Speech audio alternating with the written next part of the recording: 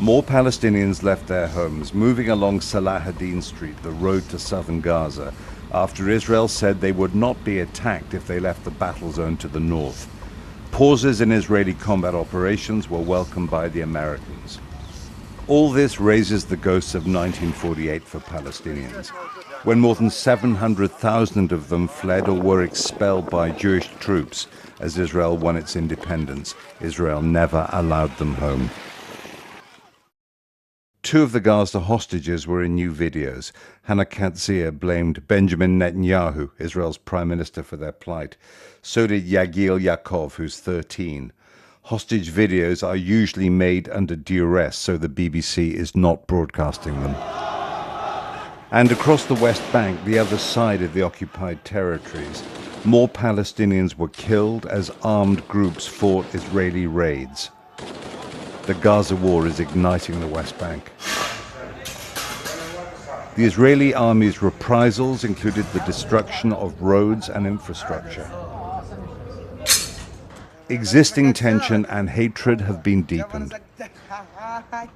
The danger remains of the war spreading across the Middle East. In Yemen, the Houthi regime, an ally of Iran, posted more videos of attacks on Israel with missiles and drones. So far, they've all been intercepted by American and Israeli air defense systems.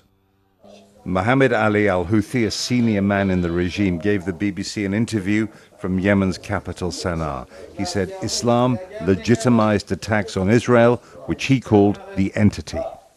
Do you think the war here in Gaza and Israel can spread elsewhere in the region? If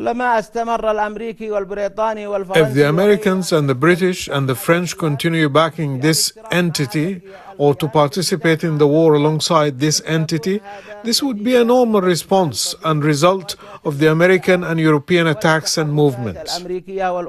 There are people who say that you're attacking Israel because Iran told you to.